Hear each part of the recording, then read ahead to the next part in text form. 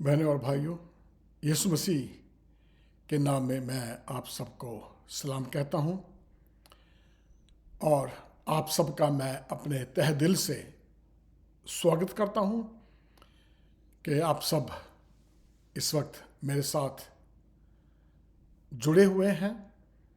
और जैसे कि आप जानते हैं कि मसीहों के लिए बहुत ही एक ऐसा महीना, बल्कि सिर्फ ना मसीहों के लिए बल्कि गैर मसीहों के लिए भी ये एक ऐसा महीना है जहाँ के पूरी दुनिया में छुट्टियाँ मनाई जाती हैं या छुट्टियाँ होती हैं और लोग क्या है क्रिसमस को मनाने में बड़ी दिलचस्पी दिखाते हैं।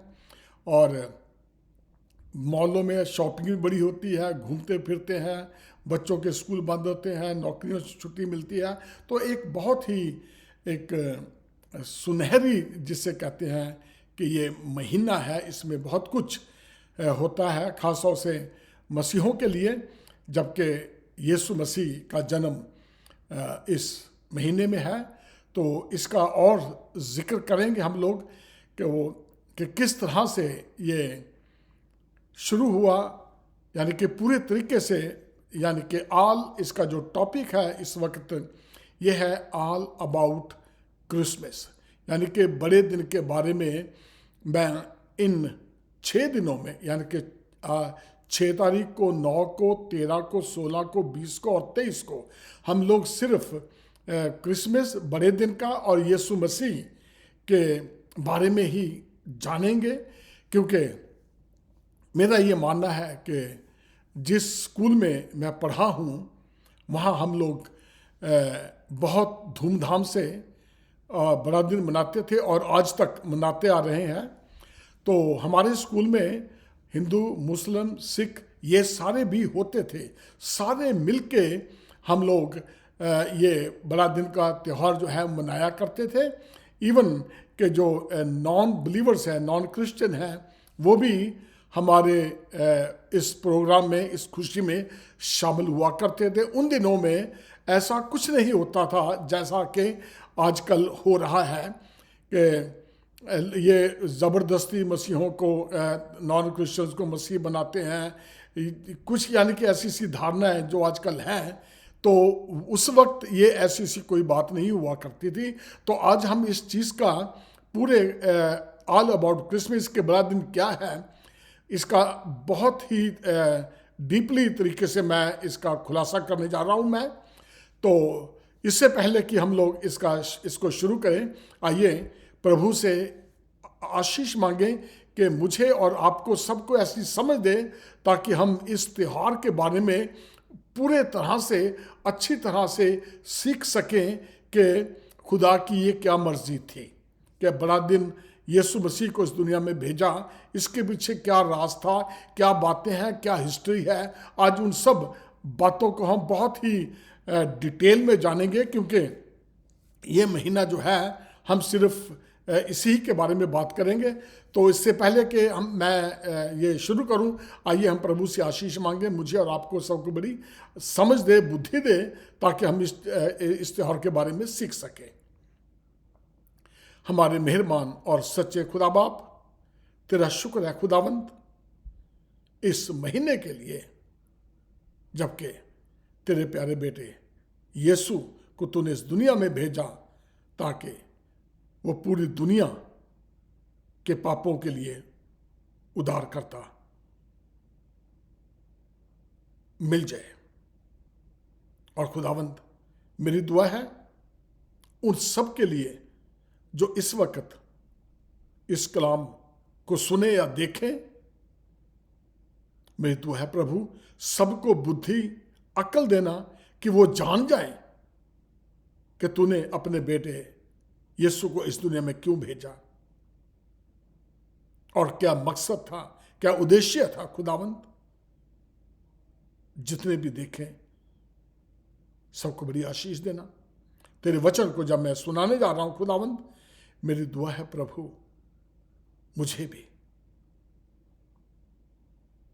पूरी तरह से पवित्र आत्मा में बनाए रखना, पाक रूह का मसा देना, क्योंकि मैं नहीं चाहता कि मेरे मुंह से कोई ऐसी बात निकले जो किसी को हर्ट करे, किसी धर्म वाले को, किसी जात वाले को खुदावंद, जबकि ये एक खुशखबरी मैं ये बांटना चाहता हूं। जितने भी बहन भाई जो मसीही नहीं हैं, उनके लिए भी मेरी दुआ है प्रभु, उन्हें भी समझ और बुद्धि, अक्ल, सेहत देना, ताकि वो इस राज को जो तूने सिर्फ अपने चाहने वालों के लिए रखा है, वो भी जान जाए खुदावंद, वो भी इस लिस्ट में आ जाए, समझ सके इसको कि हमारा, जब हम दुनिया में पैदा हुए हैं तो हमारा मकसद क्या है, हम क्यों इस दुनिया में पैदा हुए, क्योंकि ये तेरी मर्जी थी खुदावंद, सब कुछ तेरी मर्जी के मुताबिक है। मेरी दुआ है प्रभु, हम सबको समझ देना, ताकि तेरे इस मंथ में हम तेरी पूरी तरीके से इबादत कर सके, और ये गवाही, ये अच्छी खबर, ये गुड न्यूज़ हम उन तक भी पहुंचा सकें जो अभी तक नहीं जानते हैं। यीशु मसीह के नाम से ये दुआ मांगता हूं, सुनो, कबूल कर ले, आमीन। बहनों और भाइयों, एक बार फिर मैं आप सबका स्वागत करता हूं इस प्रोग्राम में, जिसका नाम है वचन, वाचा, विश्वास।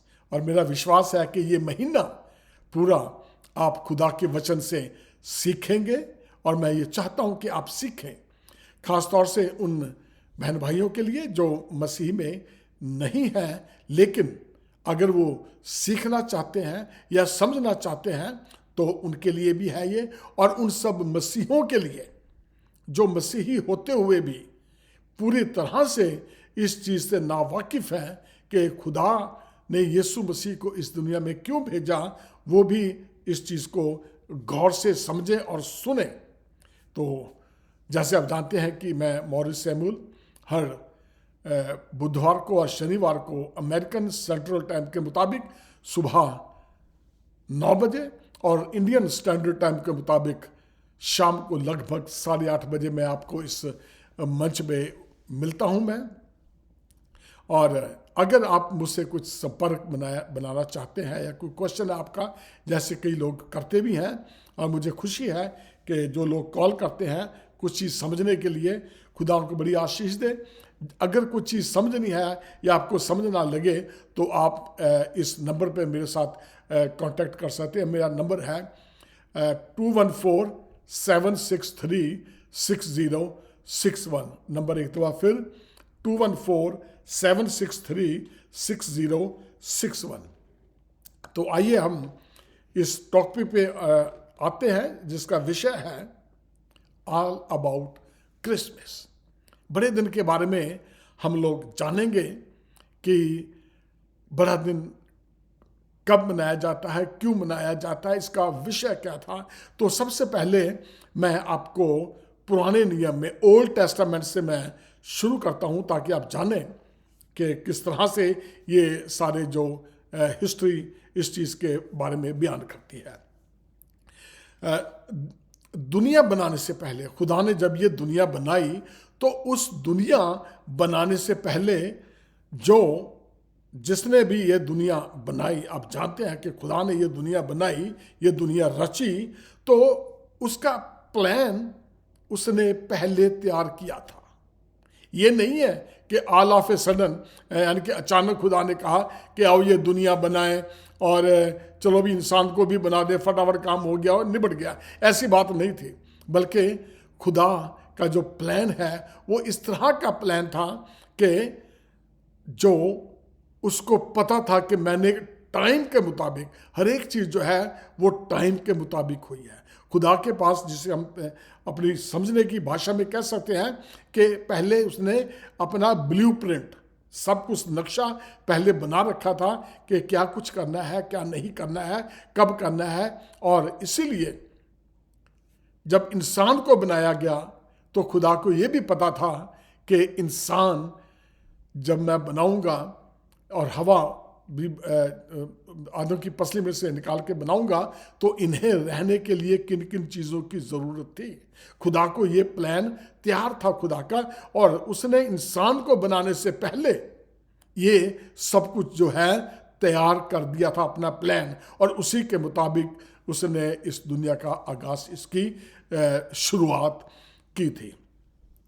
तो अब सवाल पैदा होता है कि जब आदम और हवा को बनाया गया, खुदा ने बहुत प्यार से आदम को बनाया था अपनी शक्ल और अकल पे। खुदा को यह भी पता था कि इन्होंने गुनाह कर देना है, क्योंकि खुदा ने उन्हें एक हुक्म दिया था कि तुमने इस पेड़ के फल में से नहीं खाना, लेकिन इसके उलट हुआ। और यह भी बताया था, इसके कॉन्सिक्वेंसेस भी बताए थे, इसकी सजा भी बताई थी कि अगर तू खाएगा तो क्या है, मर जाएगा। तो क्या आदम फल खाते ही मर गया? नहीं मरा, बल्कि 900 प्लस साल वो जिंदा रहा खाने के बाद भी। यहां पे जो मरने का मतलब है ये कि वो क्या है, जब हम खुदा की नजर से दूर हो जाते हैं, जब हम खुदा की नजर से उससे अलग हो जाते हैं, तो ये एक मरना ही हो जाता है एक किस्म का, क्योंकि वो खुदा से दूर हो गया, गुनाह में गिर गया। और गुनाह के बाद क्या है, एक ऐसी सजा है जो कि गुनहगारों को मिलनी चाहिए या मिलती है। तो अब मैं साधारण भाषा में बताऊंगा, जिससे कि हम लोग नरक कहते हैं। अब खुदा को इस चीज का पता था कि आदम ने ये फल खाना है और वो गुनाह में पड़ जाएगा, और क्या है, अंत इसकी सजा क्या है, मौत। तो बेसिकली मौत वो है कि जब हम सब कुछ करने के बाद जब हम इस दुनिया से जाएंगे, अब ये देखना है कि हमने जाना कहाँ पे है। दो ही चीज़ें हैं, मरने के बाद इंसान कहीं ना कहीं तो जाएगा, ये तो तय है। उसकी जो आत्मा है कहीं ना कहीं तो जाएगी, चाहे वो स्वर्ग में जाए चाहे वो नरक में जाए। तो जब गुनाह करते हैं तो क्या है, नरक में चले जाते हैं, सजा मिलती है, यही एक मौत है। लेकिन यहां पे जिक्र है कि जब तू ये फल खाएगा तो क्या है, तू मर जाएगा। मरने का मतलब आप समझ गए हैं कि खुदा से दूरी हो जाएगी, यानी कि जो आत्मा शरीर है जो उसका, वो मुर्दों जैसा है, यानी कि खुदा से उसके साथ कोई मेल मिलाप नहीं है। जबकि वो जब उसने फल नहीं खाया उससे पहले खुदा उसके पास आया करता था, आदम और हवा के साथ बातें करता था, गार्डन में खूब सैर हुआ करती थी, सब कुछ हुआ करता था। लेकिन अब वो खुदा से दूर हो गया। तो वो दूर हुआ किस लिए, क्यों हुआ, किसका हाथ था इसमें? इसका हाथ है क्या कि शैतान इसके पास आया, हवा के पास। उसने क्या है, हवा को अपनी बातों में लगा लिया। उसने पूछा भी कि हवा से कि भाई ये फल तुम लोग खाते नहीं हो? तो हवा ने कहा था कि नहीं, इससे मना है, हमें बताया हुआ है कि ये नहीं खाना, जब तुम खाओगे तो मर जाओगे। तो शैतान ने उसे बहका दिया, नहीं तुम खा के तो देखो, तो बड़ा मजेदार है, मरोगे नहीं बल्कि तुम्हारी आंखें खुल जाएंगी। और वो गुनाह कर बैठे। अब क्वेश्चन है, सवाल पैदा होता है कि जब खुदा को पता था कि ये गुनाह होगा, वो फल खाएंगे, तो फिर शैतान को वाटिका में, बागे अदन में आने ही क्यों दिया? उससे पहले ही क्यों खत्म नहीं किया? बड़ा सिंपल सा इसका आंसर है। तो मैं भी जब जवान था तो ये सवाल मुझे भी बार बार मेरे दिमाग में आता था कि खुदा ने अगर आदम और हवा को बनाया और फल के लिए ये कह दिया कि ये नहीं खाना, लेकिन शैतान ने सांप, जिससे कि उसका सिंबल है शैतान का, सांप के रूप में वो आया और उसको बहला के क्या नाम, वो फल उन्हें खाने के लिए उत्साहित किया। तो खुदा ने क्यों नहीं सांप को वहीं पे खत्म कर दिया, हालांकि वो कर सकता था। तो बहनों और भाइयों, जब मुझे इस चीज का पता लगा, इसका कारण पता लगा, तो उस वक्त से मेरा जो है वो टर्निंग पॉइंट शुरू हुआ था। काफी देर की बात है, अमेरिका में आने के बाद ये जो मैंने ये सीखा। हालांकि अच्छे स्कूल में, क्रिश्चियन स्कूल में एजुकेशन हुई, माँ बाप मसीही थे, चर्च जाते, सब कुछ थे, लेकिन एक ऐसा क्वेश्चन है ये कि पैदा होता है कि जब खुदा को पता था कि शैतान आएगा तो उसे क्यों एंटर होने दिया बाकी अदन में, ईडन गार्डन में उसे क्यों एंटर होने दिया? बड़ा साधारण सा इसका मतलब है, और अब मैं बताता हूं कि इसकी वजह क्या थी। क्योंकि आपने देखा, खुदा ने आदम को कह दिया था, चेतावनी दे दी थी कि अगर तू खाएगा तो मर जाएगा। उसको एक फ्री विल, एक आजादी भी दी हुई थी कि अब बाकी तेरे हाथ में है, इसके जो कॉन्सिक्वेंसेस हैं, इसकी जो सजा है मैंने तुझे बता दी है, अब तेरी मर्जी है, इसे खा चाहे ना खा। बेसिकली इसका यही मतलब है। लेकिन उसने खाया, गुनाह हो गया दोनों से, और नतीजा यह हुआ कि उनको बागी अदन से क्या है, बाहर निकाल दिया। जब बाहर निकाल दिया, अब ये शैतान कहां से आ गया था, आप इसके बारे में भी सुन लें। जैसे कि बहुत मसीहों को तो पता है ये शैतान वहां क्यों आ गया, कैसे आ गया।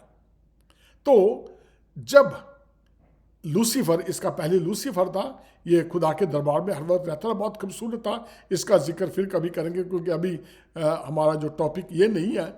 तो वो बहुत खूबसूरत था, अच्छा था, पूरा क्वायर का लीडर था वो। तो उसके दिमाग में गलत ख्याल आ गया कि भी मैं तो बड़ा अच्छा हूँ, बड़ा खूबसूरत हूँ, हीरो जवाहरातों से बना हुआ हूँ, खूबसूरत हूँ, क्या बात है। तो क्यों ना मैं भी एक कुर्सी बनाऊं, एक ताज बनाऊं, एक बादशाह जैसी गद्दी बनाऊं और मैं इससे ऊंचा करूं। उसने खुदा की बराबरी करने के बारे में सोच लिया, ख्याल आ गया। इसने वो गुनाह किया, क्योंकि सबसे पहला जो गुनाह है वो जमीन पे नहीं हुआ, सबसे पहला गुनाह आसमान पे हुआ था, जब के लूसीफर के दिल में खुदा के लिए ये धारणा पैदा हुई इसके दिमाग में कि मैं अपना तख्त इससे भी बड़ा या ऊंचा बनाऊंगा। क्योंकि जो दूसरे इसके चेले चपटे थे, फरिश्ते थे, वो भी इसके साथ में थे। और जब, क्योंकि खुदा तो खुदा है, खुदा को जब ये पता लगा, क्योंकि खुदा तो हमारे दिलों के ख्यालों को जानता है, जब उसको पता लगा कि इसके दिल में क्या है, तो क्या है, खुदा ने इसे पटक दिया, जमीन पे आ गया शैतान। और जब से शैतान इसी ताक में रहता था कि जो भी खुदा के बंदे हैं, मैंने उनको खुदा के साथ मेल मिलाप करने नहीं देना, मैंने खुदा का और इंसान को जो बनाया है, मैंने उनको इकट्ठे नहीं रहने देना, क्योंकि खुदा खुदा है। इसीलिए उसका नाम है खुदा, खुद है वो, इसका नाम खुदा है। इंग्लिश में जब हम गॉड लिखते हैं तो वो कैपिटल जी से लिखा जाता है गॉड, स्मॉल जी से गॉड नहीं लिखा जाता। वो जो छोटे देवी देवता उनके लिए लिखा जा सकता होगा, लेकिन खुदा के लिए हमेशा कैपिटल जी में लिखा जाता है।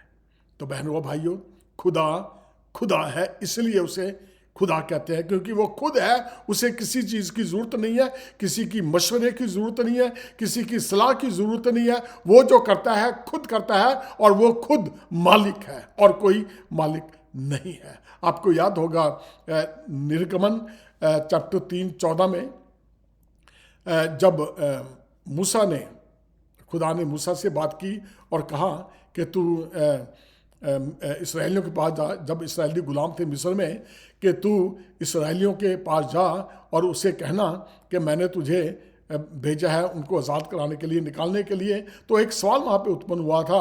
तो उसने कहा, मूसा ने, कि जब लोग पूछेंगे मुझे किसने भेजा है, तो खुदा ने क्या कहा था, कह देना मैं जो हूँ सो हूँ, मैं जो हूँ सो हूँ, जिसका नाम मैं हूँ ने भेजा है, मैं हूँ। तो बहनों भाइयों, जो मैं हूँ ना, वो मैं हूँ एक ही है। बाकी हमारी सबकी जो मैं है ना, वो यहीं ख़त्म हो जाएगी। मैं वही है जो हमेशा जिंदा रहेगा। हम मैं लोग करते करते करते भेड़ बकरियां बन गए हैं। मैं हर एक चीज़ में मी माए माए मैं करते करते क्या है, हम मैं नहीं हैं।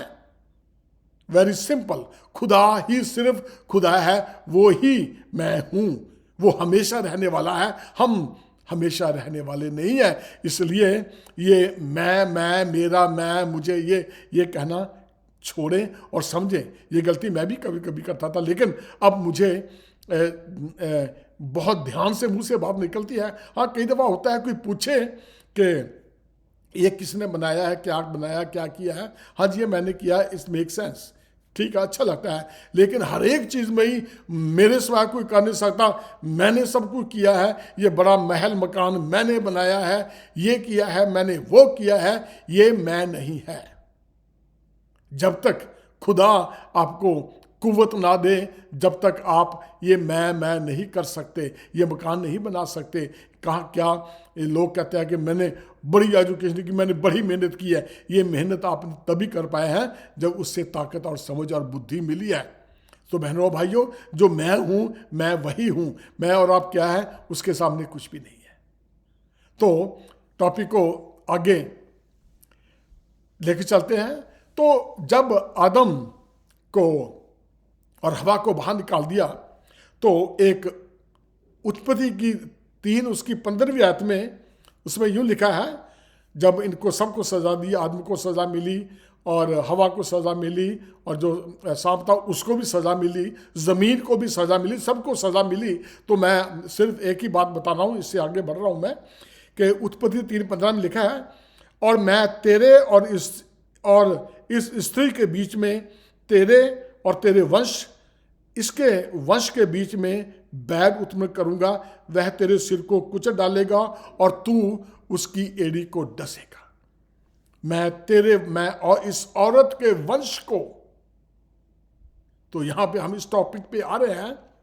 तो बहनों और भाइयों, आप जानते हैं कि जो वंश है सिर्फ आदमी, इंग्लिश में कहते हैं the seed of women, English की बाइबल में लिखा हुआ है सीड ऑफ वुमेन, यानी कि इस चीज़ को जब बताएं हम समझें कि मैं और इस औरत और इसके वंश के और तेरे वंश के बीच में बैर उत्पन्न करूंगा। तो यीशु मसीह के आने का या पैदा होने का संकेत यहां मिल गया था, क्योंकि जो औरत है, औरत का जो, आप लोग सब शादीशुदा हैं, यानी कि अब इस चीज़ को जानते हैं, अडल्ट भी जानते हैं कि जो हस्बैंड और वाइफ जब इकट्ठे होते हैं तो जो है जो आदमी से वंश उत्पन्न होता है, ना कि औरत से। तो अब आप समझे इस चीज़ के। तो यहाँ पे यीशु मसीह के पैदा होने का संकेत मिल गया था, द सीड ऑफ वुमेन। और सिर्फ खाली औरत बच्चा उत्पन्न नहीं कर सकती जब तक कि आदमी के साथ उसका संबंध ना हो। तो बहनों भाई, उस चीज़ को आगे करेंगे। जब मरियम को ये सब कुछ फरिश्ते ने बताया, इस बात को हम आगे भी दोहराएंगे। तो वहाँ से पता लग चुका था कि जो है यीशु मसीह का पैदा होने का संकेत मिल गया था। ये सिर्फ समझने की बात है, जब आगे जब जाएंगे तो आप इस चीज़ को समझेंगे। प्रकाशित वाक्या 12:17 में लिखा है कि जब अजगर स्त्री पर क्रोधित हुआ और उसकी शेष संतान से जो परमेश्वर की आज्ञाओं को मानते और यीशु की गवाही देने पर स्थिर है, लड़ने को गया। यानी कि शैतान जो है उसने बहुत ज़्यादा क्या है, स्त्री को मारने के लिए वो गया। ये क्योंकि जो इंसान यीशु मसीह के साथ उसकी बातों को मानते हैं या उसको उसकी आज्ञाओं को मानते हैं, ये शैतान को पसंद नहीं है। और जो यीशु की गवाही देने पे स्थिर हैं, शैतान उनसे लड़ता है, क्योंकि ये वहाँ पे वही स्त्री का संकेत मिलता है। और तब अजगर स्त्री पर क्रोधित हुआ। आप यहाँ पे भी अजगर देख रहे हैं और स्त्री देखते हैं, जो क्या है, जो यीशु मसीह की गवाही देते हैं, यीशु मसीह की आज्ञाओं को मानते हैं। क्या है, शैतान जो है उनको पसंद नहीं करता। तो शैतान को खत्म करने के लिए उसने उसके सर को कुचलने के लिए खुदा ने इंसान के रूप में जन्म लिया। और वह मौत जो शैतान की वजह से दुनिया में आई, इंसान को उस मौत से बचाने के लिए और हमेशा की जिंदगी यानी कि अब्दी इटर्नल लाइफ देने के लिए यीशु मसीह को इस दुनिया में आना पड़ा। जैसे आप जानते हैं कि पुराने नियम में लोग पशुओं की या अन्न की बलियां चढ़ाया करते थे गुनाहों की मुआफी के लिए, जो कि सिर्फ 1 साल के लिए क्या है वो ढक दिया जाता था या गुनाह जो है वो कवर हो जाते थे। तो अब यहाँ पे हम देखते हैं कि वह मेमना जब वो चढ़ाते थे तो वो मेमना जो है बिल्कुल परफेक्ट होना चाहिए था, यानी कि उसमें कोई मतलब कि टांग टूंग ना टूटी हो, कि बीमारी ना हो, ये ना हो कि अंधा काना हो। मतलब ऐसी सी जो है इस जानवर की, ऐसे जानवर की वो कुर्बानी दिया करते थे ताकि जो है उनका गुनाह उनके ऊपर से हट जाए। ये मैं पुराने नियम की बात कर रहा हूँ मैं। तो अब क्या हुआ कि जब खुदा को लगा पता कि भाई ये तो काम हो रहा है, इससे कोई खास हमेशा की जिंदगी तो उनको मिलने वाली नहीं है। खुदा को पता था प्लान का, खुदा अपने प्लान के मुताबिक चल रहा है। उसने धीरे धीरे इंसान को मौका भी देता गया, वो करता भी गया कि देखें क्या हो रहा है, उसे सब मालूम था। तो अब इंसान को पूरी तरह से मुआफ़ी के लिए पवित्र खून की जरूरत थी, जो सिर्फ यीशु मसीह ही कर सकता था, यानी कि निष्कलंक मेमना। तो इस तरह से हम आगे देखते हैं, क्योंकि यीशु मसीह जो है आदमी और औरत के मेल से पैदा नहीं हुआ। तो अब आप जान गए, ये सिर्फ अभी बेस ही है, बाकी इसका आगे हम और बताएंगे। अभी मैंने सिर्फ यहाँ तक बताया है कि किस तरह से इसका शुरुआत हुई, कि यीशु मसीह के पैदा होने से मैंने आपको हिस्ट्री बताई है कि पहले क्या था, किस तरह से इंसान पैदा हुआ, किस तरह से उससे गुनाह हुआ, और खुदा का जो प्लान था, खुदा धीरे धीरे अपने प्लान के नज़दीक आ रहा है। शैतान उसको भी सज़ा मिल चुकी है, आदम और हवा को भी सज़ा मिल चुकी है। अब सारे जो हैं अपनी अपनी दुनिया में खोए हुए हैं, काम चल रहा है। उसके बाद मैं अगली एपिसोड में बताऊंगा कि उसके बाद क्या हुआ, क्योंकि हमारे पास 6 दिन है और मैं नहीं चाहता कि मैं उसको 1 या 2 दिन में ख़त्म कर दूं, ताकि आपको पूरी हिस्ट्री पता लग जाए मसीहत के बारे में। जो कोई बहन भाई मसीहत के बारे में सीखना या सुनना चाहता है, उसके लिए ये बहुत अच्छा मौका है, क्योंकि मैंने शुरुआत से किया है पुराने नियम से, क्योंकि बाइबल में 2 नियम हैं, एक ओल्ड टेस्टामेंट, एक न्यू टेस्टामेंट, पुराना नियम और नया नियम। अभी मैं पुराने नियम पे हूँ, वहाँ से चला हूँ मैं, और धीरे धीरे करते करते न्यू टेस्टामेंट में जब आएंगे तो हर एक चीज़ का जो है वो आपको मैं खुलासा दूंगा कि बड़ा दिन क्यों मनाया जाता है, कब से शुरू हुआ, कैसे मनाना है, क्या करना है, क्या नहीं करना है। तो ये सारी बातें मैं आपको धीरे धीरे मैं इसकी व्याख्या करूंगा। तो मेहरबानी से आप मेरे साथ इन 6 दिनों में मेरे साथ बने रहें और जानेंगे आप धीरे धीरे आगे कि किस तरह से खुदा ने अपने बेटे को इस दुनिया में भेजा। तो आज के लिए मैं इजाज़त चाहता हूँ, यहीं ख़त्म करता हूँ। खुदा आपको बड़ी आशीष दे। आइए हम जाने से पहले दुआ कर लें। हमारे मेहरबान और सच्चे खुदा बाप, तेरा शुक्र है तेरे वचन के लिए जो तूने मुझे आज दिया। कि मैं तेरे बंदों को जो चाहते हैं कि तेरे बारे में सीखें और जानें कि तूने अपने बेटे यीशु को इस दुनिया में क्यों भेजा, खुदावंद उन सबको बड़ी समझ देना, उनकी बुद्धि खोलना, जो चाहते हैं खुदावंद तू उनको बड़ी आशीष देना, ताकि तेरे वचन को जाने, इस खुशखबरी को जो तेरे वचन में के द्वारा मैं लोगों को देने जा रहा हूं, खुदावंद उनको बड़ी आशीष देना। मैं भी खुदावंद तेरे से आशीष मांगता हूं, मुझे समझ देना कि मेरे मुंह से कोई ऐसी बात ना निकले जो कि किसी बहन या भाई को हर्ट करे। सबको बड़ी आशीष, समझ और बुद्धि देना। ये दुआ मांगता हूं तेरे प्यारे बेटे यीशु के नाम से।